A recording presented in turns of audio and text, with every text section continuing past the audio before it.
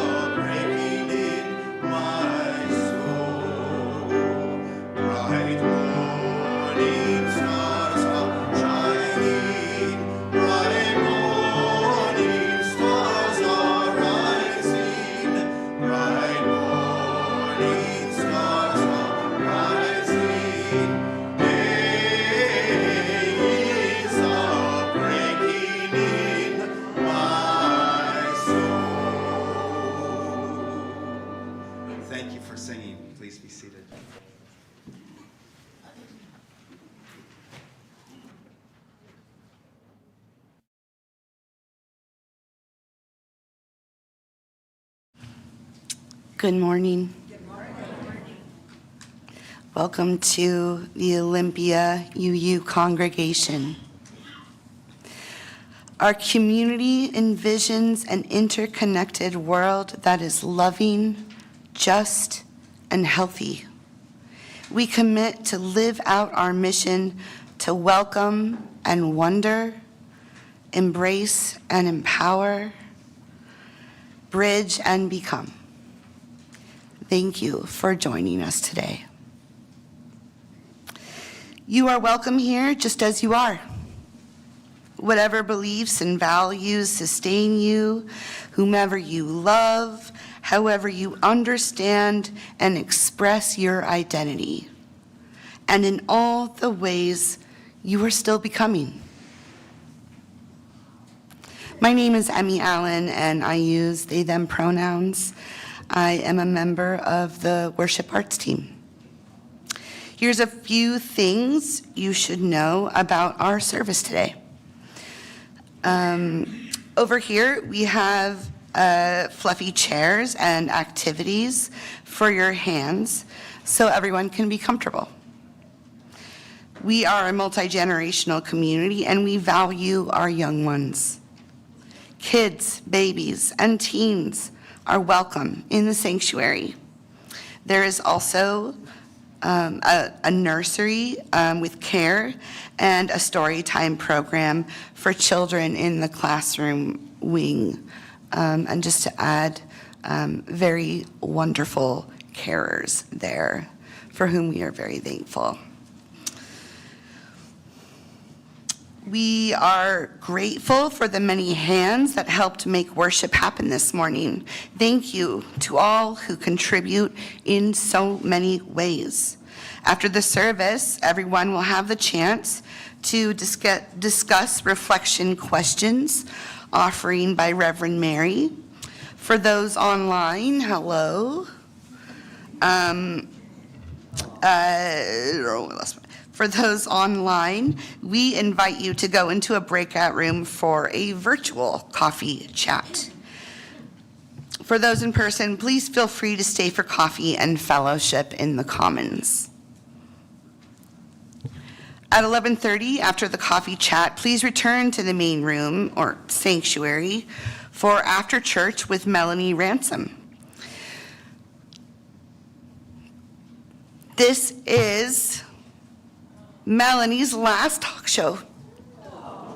So don't miss her interview with guest Carol Horner. Today is the day for trunk and treat, or for trick or treat at OUUC. There's pumpkin carving from 2 to 3, bring your own pumpkin, and trick or treating from 3 to 4:30 p.m. Both are in the parking lot. This is a fun event for us, our kids, and the community at large. And to make it successful, we need you to come, park your vehicle, decorate it, and hand out candy. It doesn't say this, but I imagine check in with Reverend Sarah about that, about details, how that is happening. Personally, I've done it, and it's a wonderful experience. A lot of folks from the larger community come, and it's a way that we can minister to children in a non-evangelical way. Last, a big shout out to all those who participated in books, brownies, and beans this weekend.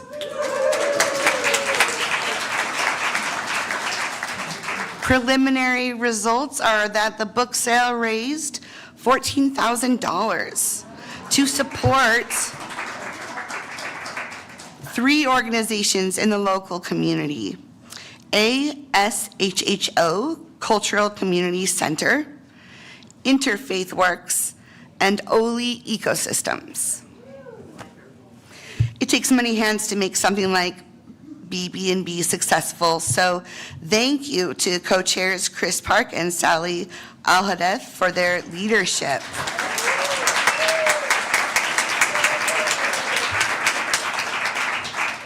Chris and Sally expressed their thanks to all the volunteers and to Reverend Sarah Lewis and Facilities Manager Marie for their support.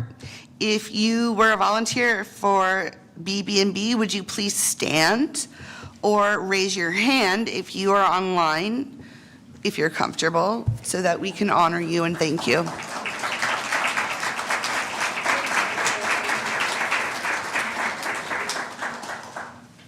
Thank you all for lending your hands and hearts to this effort. There are many things happening at OUUC. Check out the Tuesday electronic update or the website for the most up-to-date information. Shall we take a breath?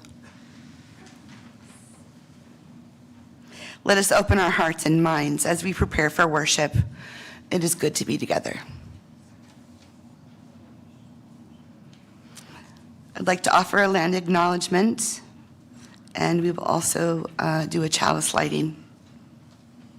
These words were created by the Right Relations team in collaboration with the Squaxin Tribal Council and with input from members of the Nisqually and Puyallup tribes to honor the first peoples who inhabited and inhabit these lands.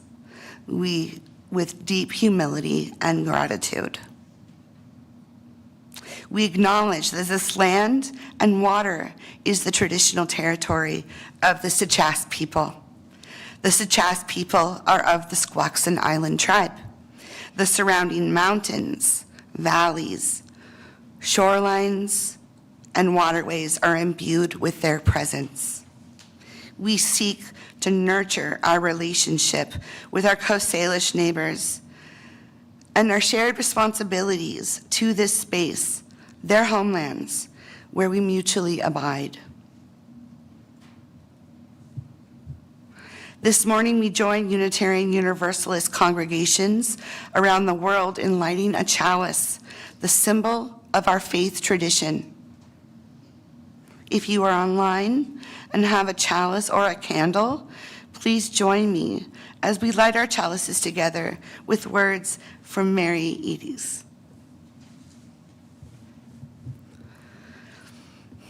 Like the cosmic dust following after a great parasite meteor, we are the living remnants of time and all that has come to pass in its wake, briefly shining lights on the way to eternity.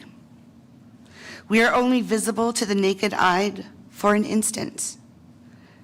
Take this moment to shine like the stardust you are.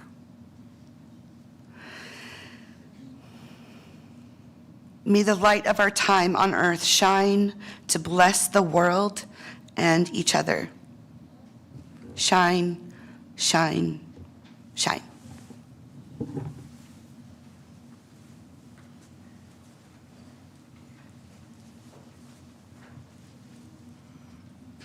Welcome, everyone. I'm Reverend Mary, and I use she, her pronouns. I am a 62-year-old white woman with curly brown hair with silver sparkles, wearing glasses, a black dress, and a green stole with fall leaves on it. Today's service is about honoring our heritage and remembering those who have gone before us. For some of us, this might be a day when we need some extra support. And so if you would like someone to talk to during or after the service today, there are members of the pastoral care team here to support you. You can look for them in the commons with their stole on. I know Beth Johnson is here. And Beth, if you would just raise your hand, thank you for being here. So please do reach out to them. And Woody is here as well. Thank you, Woody.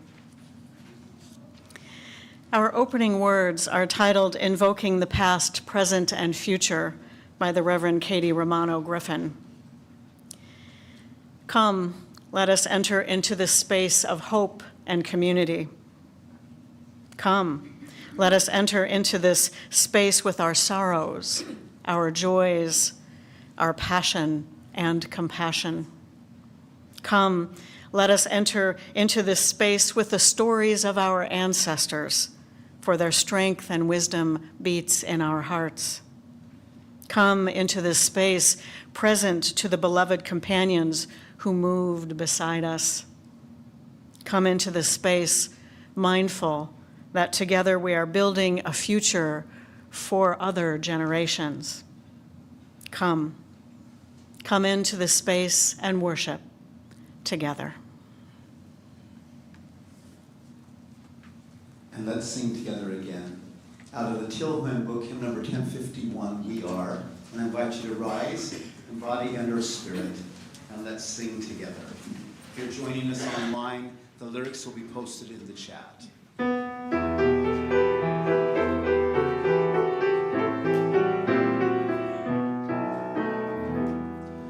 For each child that's born, a morning star rises and sings to the universe who we are. For each child that's born, a morning star rises and sings to the universe who we are. We are our grandmother's prayers, and we are our grandfather's dreaming. We are the breath of our ancestors. We are the spirits of God. We are mothers of courage and fathers of time. We are daughters of dust and the sons of great vision. We're sisters of mercy and brothers of love. We are lovers of life and the builders of nations. We're seekers of truth and keepers of faith. We are makers of peace and the wisdom of ages. We are our grandmother's prayers, and we are our grandfather's dreamings. We are the breath of our ancestors. We are the Spirit of God. We are mothers of courage and fathers of time. We are daughters of dust and the sons of great visions. We're sisters of mercy and brothers of time. We are lovers of life and the builders of nations. We're seekers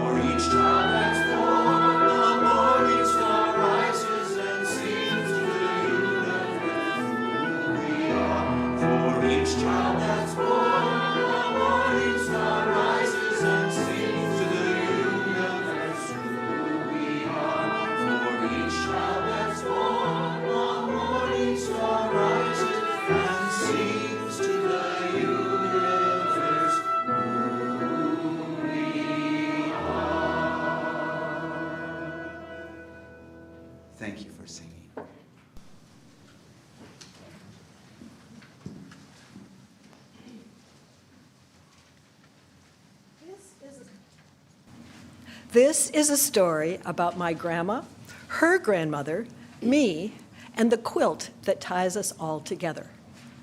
I was lucky to know all 4 of my grandparents growing up, but it was Grandma Colbury who invited me out for lunch by myself starting when I was in college. Whenever I came home to Duluth, Minnesota, I looked forward to another afternoon with Grandma. She didn't ask irritating questions like, "Are you dating anyone?" or "What will you do when you graduate?" She wanted to know me from the inside, and she truly listened as I told her the highs and lows of college life. But what I enjoyed most were stories about her past. While Grandma had always seemed healthy and happy, I discovered her early life had been hard, very hard. Her mother died of tuberculosis a few months after she was born, so Grandma never knew her. And when she was still very young, she became sick and had to be hospitalized for months and months. Imagine. Her mother's parents lived in the country on a farm. Her father brought her there several summers from the time she was 4. I remember how she lit up, remembering chores like collecting chicken and duck eggs and dusting the legs and seats of the dining room chairs. What stood out about that was that her grandmother, never followed behind me to do it better. Looking back, Grandma appreciated that her grandmother had taught her to enjoy work, assigning manageable tasks that gave her a sense of self-respect and usefulness. She had also learned the joys of working together. Her grandmother's kindness, guidance, and generous attention shaped her values and provided the love and security Grandma needed. When I moved to the Northwest, Grandma gave me what is now my favorite heirloom, a patchwork quilt made by her beloved grandmother, my great-great-grandmother. Its pattern of countless colorful hexagons has adorned a wall in every home I've lived in for over 40 years. While the fabrics have faded and worn thin from light exposure, what makes them significant is not that they were bought in a fabric store, but rather were cut from scraps of well-worn clothes and repurposed to make something not only beautiful, but useful, warm bedding. What a lesson for our one-use, machine-made, throwaway culture. I've come to think that the variety of dark, pale, and bright calicos represented the full range of events in great-grandmother's life. As part of the whole design, each piece of every hexagon was important. Stitch by tiny stitch, hour by hour, she patiently and skillfully pieced and integrated all that life had brought, including the loss of her daughter and the joy of helping to raise her young granddaughter, my grandma.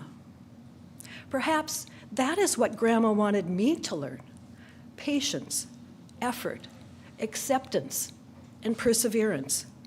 Certainly, she too became the generous and thoughtful woman I knew by developing resilience through tough times. The quilt inspires me to trust that both the bright and darker times of my own life are becoming part of a balanced, beautiful whole. By sharing her stories and the quilt with me, Grandma provided a link connecting me to ancestors and their wisdom across generations, a sacred chain I treasure. I will do my best to pass on their stories and this symbol of life to my children, and perhaps one day to theirs.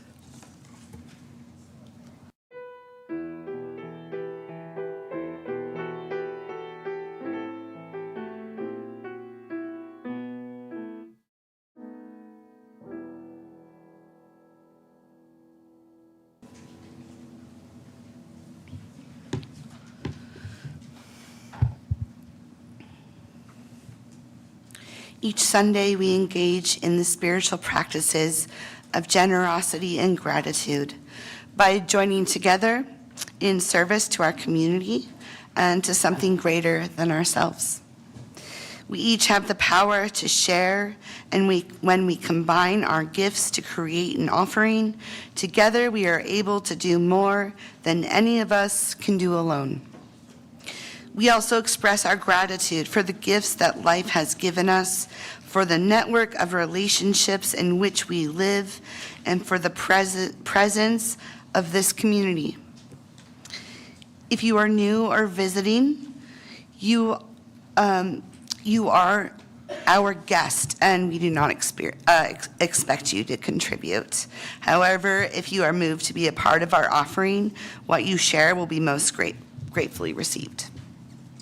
The offering collected here does two things. It supports the ongoing work of this congregation, which is also supported by your regular pledges. This offering also supports an organization that serves our community in harmony with our Unitarian Universalist values. Our Share the Plate organization for September and October has been the Black Power Pathways, a mutual aid fund. And this is the last Sunday to support their good work. This is what they share about how they serve our community.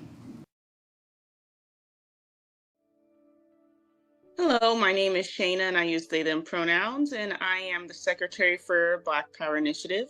I started the Black Power Initiative in 2020 due to me seeing the lack of resources for Black people in Thurston County. The first year we had redistributed $16,000 and over $30,000 since 2020 with the help of our community partners. Black Power Pathways, formerly known as Pathway to Hope, sponsors the Black Power Initiative. I'm Zuli. I use they, them, their pronouns. I'm co-executive. And I work on BPI because I see a gap in communities being served. Only 1% of financial services provided give to Black communities. There's a lack of services in our own community. And I initially saw people, specifically Black people, who needed access to housing, job resources, and food resources, and just security. I want to make a lasting impact and provide services where there are current and historical limitations and intentional barriers. Your contribution to redistribute funds may seem small, but in actuality, it is a tangible act of mutual aid that makes a difference in individual and families' lives in Thurston County. This builds towards systemic change that provides tools and resources for Black community members to make impactful decisions about their lives. We prioritize LGBTQIA+, sex workers, veterans, single parents, SADV survivors, undocumented, unhoused, and disabled folks. My name's Stevie. I use they, them pronouns. And as a white person, I help with the BPI because economic justice is not charity. We are shifting the legacy of wealth and labor extraction from the Black community. And if we each commit to doing our part, this is totally possible and a form of true solidarity and not just lip service.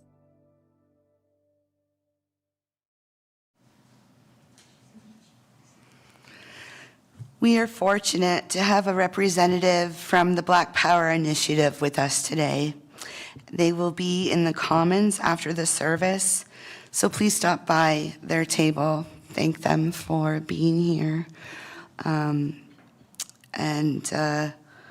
learn more about the work that they're doing. You can participate in the offering by making a donation online through the church website or by texting the number that will appear on your screen. You can also mail a check to Olympia UU or place your offering in one of the baskets being passed by the ushers. May the offering now be generously given as it is gratefully received.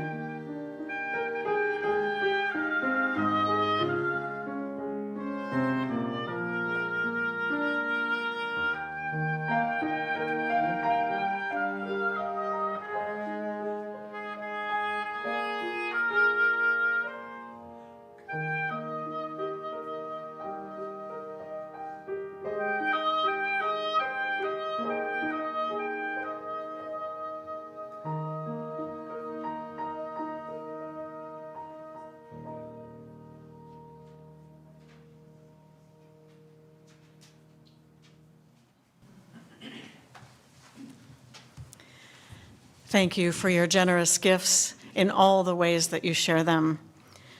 And thank you, Ava, Karen, and Joe, for joining us this morning. We came together this morning bringing all that is in our lives.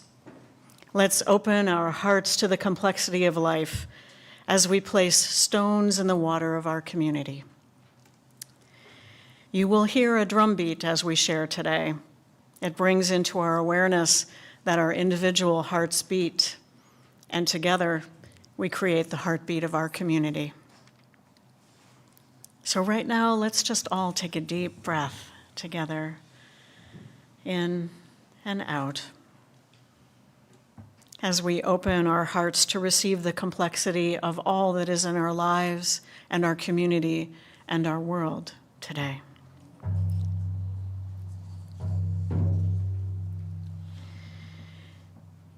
We will place stones in the water again this morning to acknowledge the war in the Middle East. We'll place a stone for the people of Israel.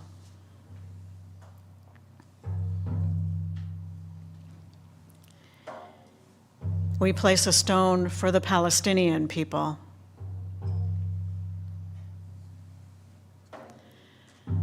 And a third stone for all of the people of the Middle East who are impacted by this war.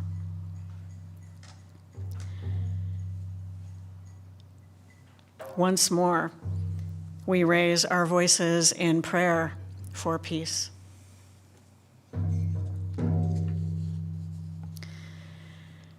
Tess Schultze shares that former OUUC member Ruby Elliott died on Saturday, October 21st. Ruby had pancreatic cancer that took her life quickly.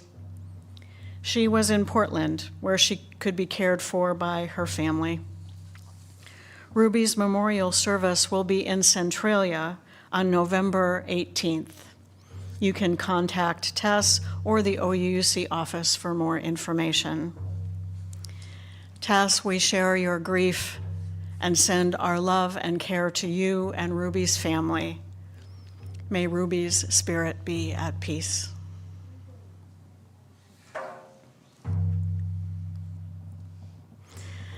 Bill Arnsmeyer shares that his younger brother Tom died peacefully in his sleep on Wednesday night at the age of 79. Bill describes his brother as someone who lived simply and who lived well.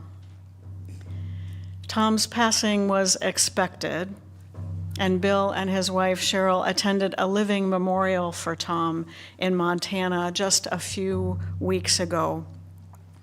They were happy to celebrate Tom with so many people from the community who came. Bill, we grieve with you, and we send our care to you and your family. May Tom's spirit be at peace.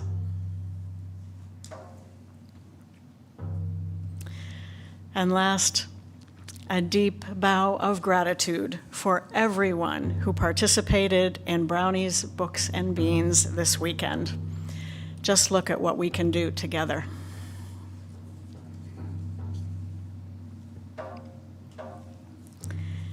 For those online, I invite you to share from your heart by entering in the chat.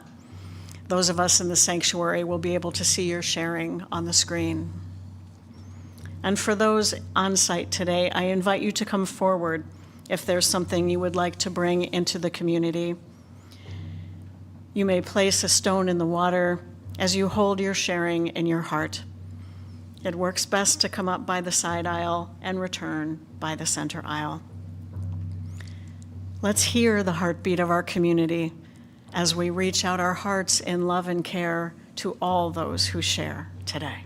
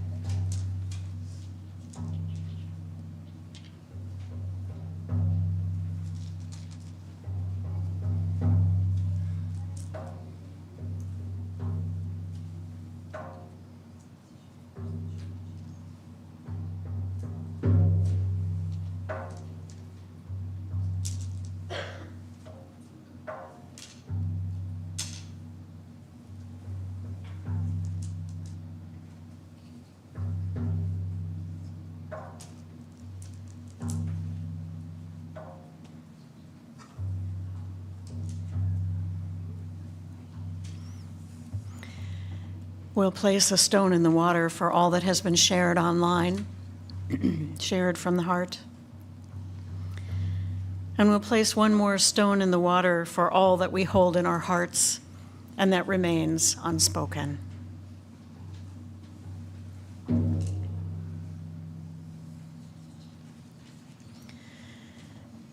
I invite you to be in whatever way is comfortable for you for prayer and meditation. Excuse me.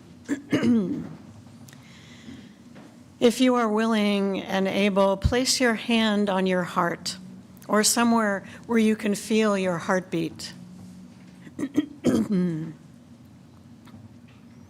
in this moment of silence, feel the beat of your heart.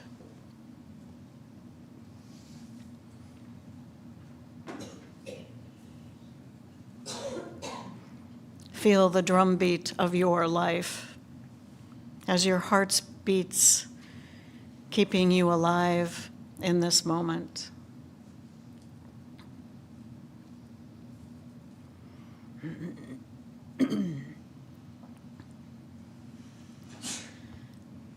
On this day, when the veil between the worlds is thin, as you feel your heartbeat, remember your ancestors. Their hearts beat through yours.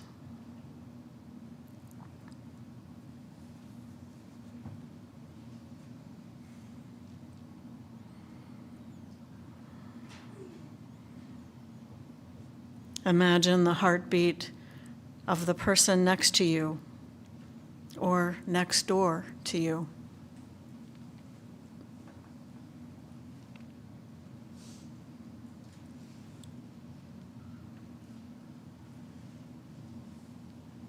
Imagine the heartbeat of those on the screen in front of you.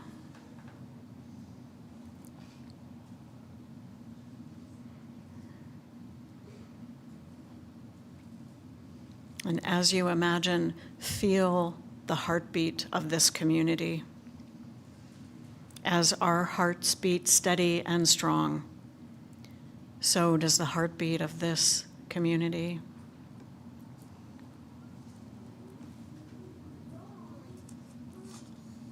May our heartbeats lend strength to all those in need of healing on this day.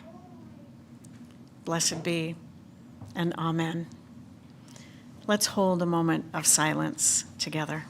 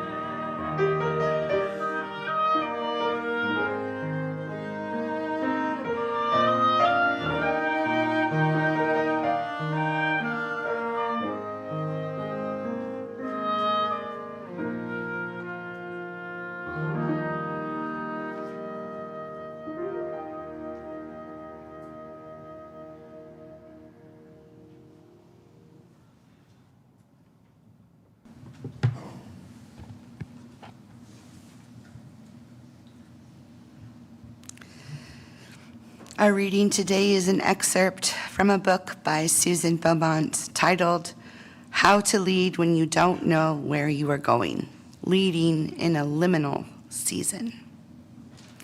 Beaumont writes, remembering rightly is important work. The way in which we shape our memories and tell them from one generation to the next has powerful implications for identity, values, clarification, and soul tending. This is true for individuals and institutions alike. How we remember shapes how we interpret our present circumstances, how we live into our values, how we make decisions, and how we claim our purpose. Memory work is soul-tending work.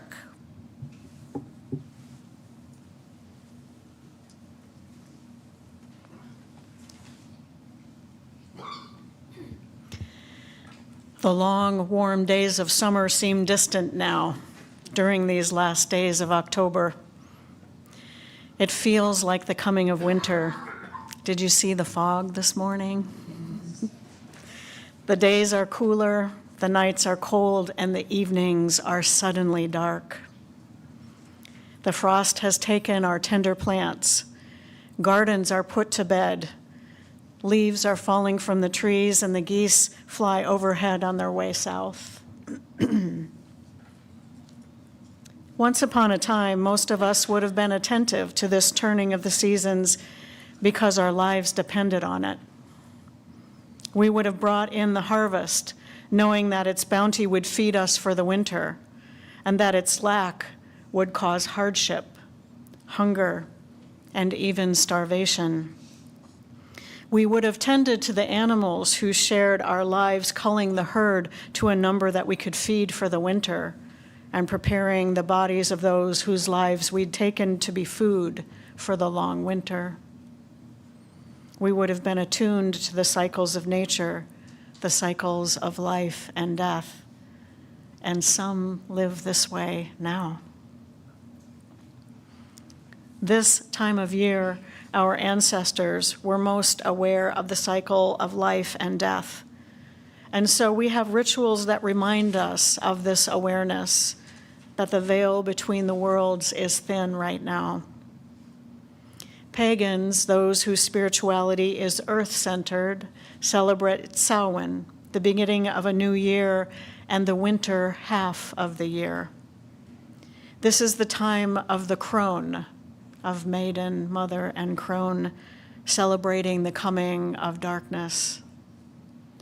The early Christian church sought to replace this pagan holiday that honors the dead by declaring October 31st to be Hallows' Eve, which has transformed into Halloween. We put candles in our windows, calling our ancestors home and inviting our neighbors in. We play with spirits and ghosts, opening our doors to strangers and giving of our bounty in the form of candy, connecting across generations and throughout our neighborhoods. During this time, Christians honor the past with All Souls and All Saints' Day. Our Latino-Latina neighbors and those of us with Mexican heritage celebrate the Day of the Dead, honoring the past with a picnic on our ancestors' graves, celebrating their life with stories and food and remembering. All of these rituals are reminders how the past lives in the present. They help us remember and honor our ancestors and how we have been shaped by them. They help us remember how much of what we do and who we are as individuals and as a culture has been shaped by those who have come before. Our spiritual theme for this month has been heritage, and today we turn our attention again to our ancestors. Our past informs our present and informs our future. To envision where we are going, we must understand not only where we are, but where we have come from. Those who have died have never, never left. They are with us in many ways. It is in religious community that we gather to grieve together our individual and collective losses. Today, in this sacred space together, let us face what has been and what is, and make room for all of the emotions that may arise. We hold this sacred space together for each other, even though we are not all together in the sanctuary. We are connected. Let us do this soul-tending work together.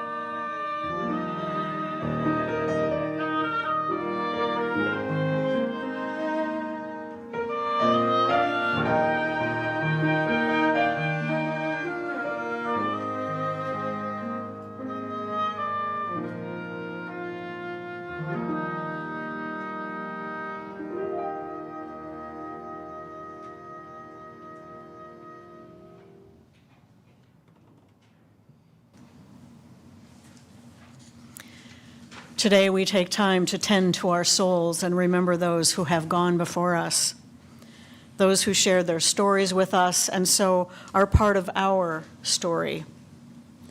Many of us are far from the homelands of our ancestors, but we can pause to bring them into our awareness and honor their memory here together. In a moment, we will share any items that we have to remember those who have gone before us. If you are online, you might get that item now or think of who you want to remember today. And if you are on site, I will invite you to come forward to place your item on the altar, or you may write a name or something about what you want to remember on a piece of paper. The ushers have pencils and paper, and if you didn't pick up one on your way in and would like one, please raise your hand.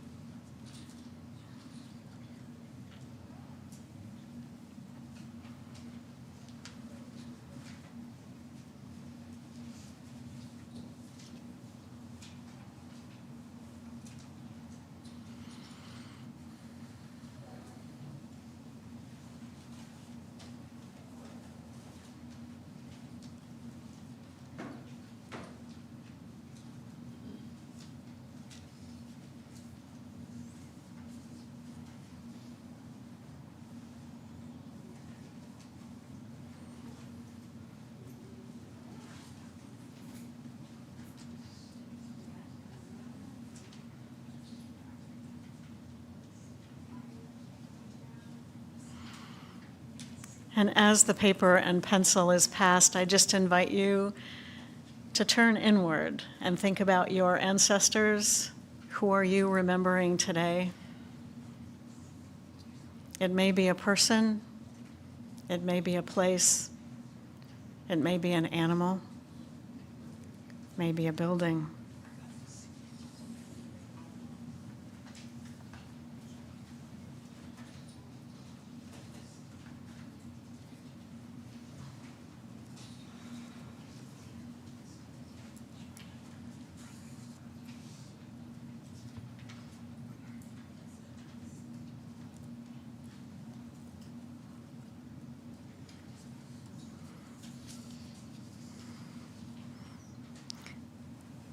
Thank you, Tiffany, for making sure everyone is able to participate in this ritual today.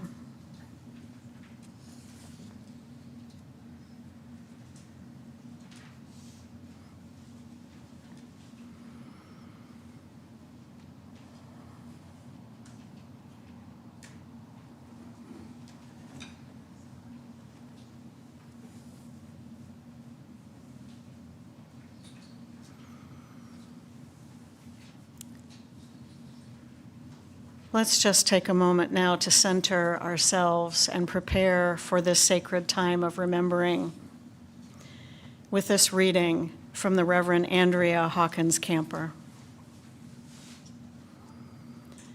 Gather we now into this space, this time when the wheel turns and the veil shatters. Gather we now to remember, to grieve, to prophecy, to complete our harvests before the long dark comes. Gather we now to tell the old stories and sing the old songs, to be as we have always been, the voices of our people eternal. Gather we now to celebrate what was, that which was, that which is, and that which will be. Gather we now, as we have always done, united by story and bound by love. At this darkening time of the year, our thoughts turn to things past, to life retreating, to those who are no longer with us. Images come to our minds of dear companions who once graced our lives, loved ones whom we miss, persons whose lives made an impact on our life. All of those who were here in this community, contributing, caring, and are now gone. Beloved people, beloved places, beloved animals, all beings who have touched our lives and shared our story.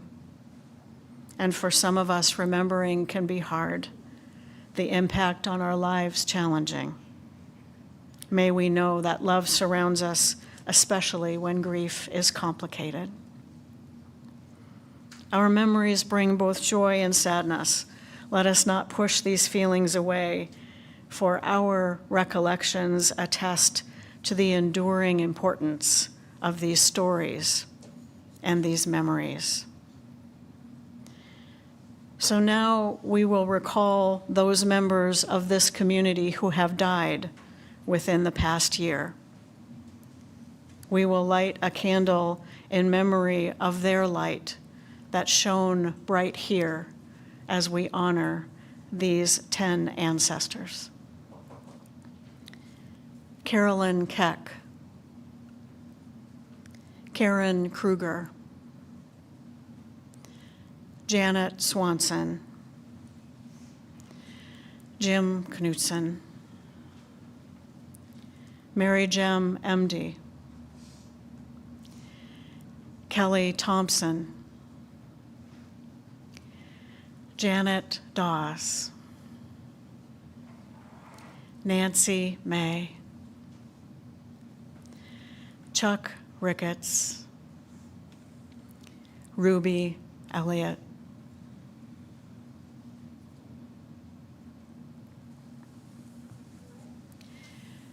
today we remember with gratitude those who have left a legacy gift to OUUC to help ensure our continued presence in this community and our good work in the world. These 3 generous donors this past year were Carolyn Keck, Karen Kruger, and George Lanning.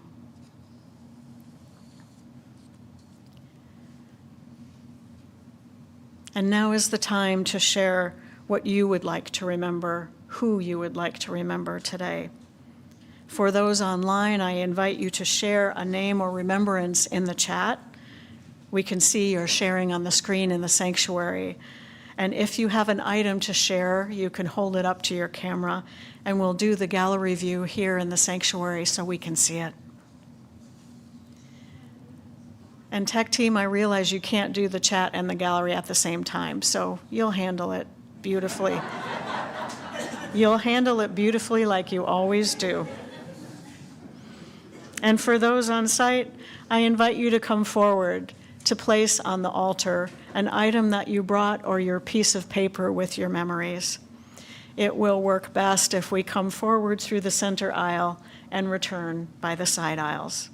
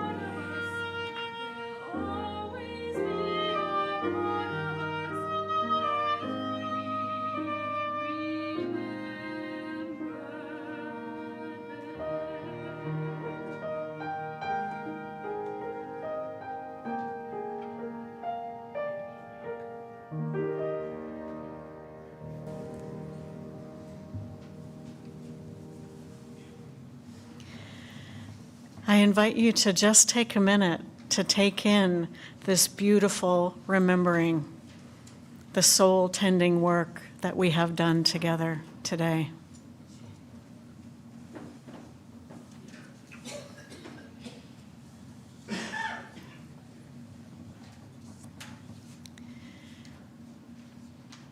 Will you join me in a time of prayer and meditation? Spirit of life, whom we know best in our own loving and being loved, hold us in that love as we remember those we have loved and those who have loved us. Hold us as we remember their stories and the stories that we shared. Hold us also as we remember those who challenged us and who are also part of our story. May our gratitude sparkle in our lives. May our tears lubricate our souls. Help us to know that we are not alone in our crying, our weeping, and in our grieving. And help us also to come to that peaceful place in which we can take what we have learned from those who have gone before us into our own lives. Remind us that we too are mortal, and that the only enduring legacy that we leave is the love that shines through our lives.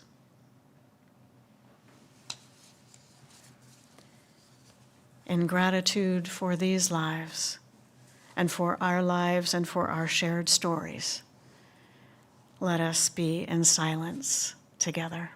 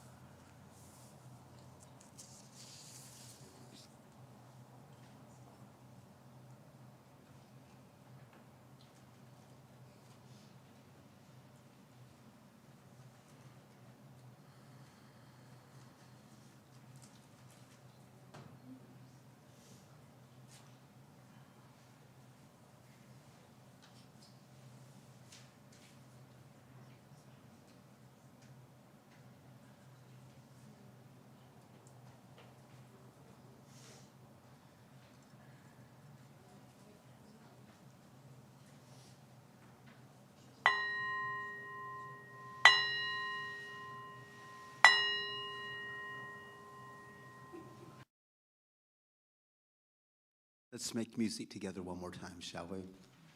Hymn number 1001 out of the Till Hymn book, E.C. Barnwell's Breaths. I invite you to rise and let's make music.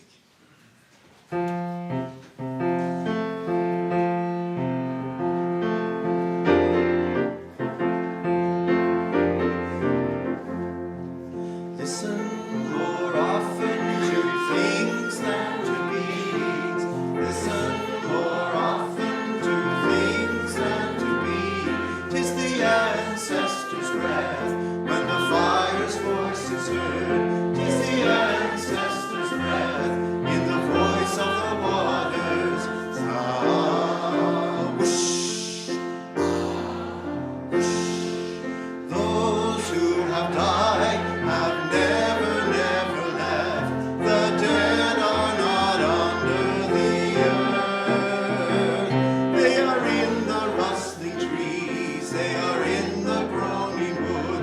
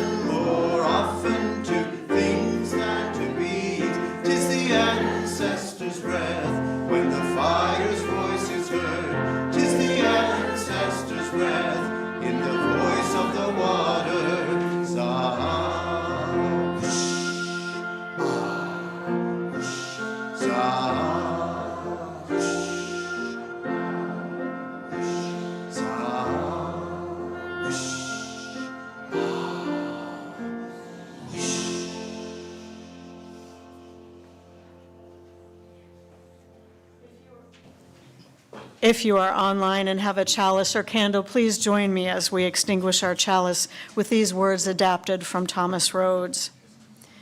In this religious community, we reach back into the past to honor those who came before us and those who have given so much that we may be here today.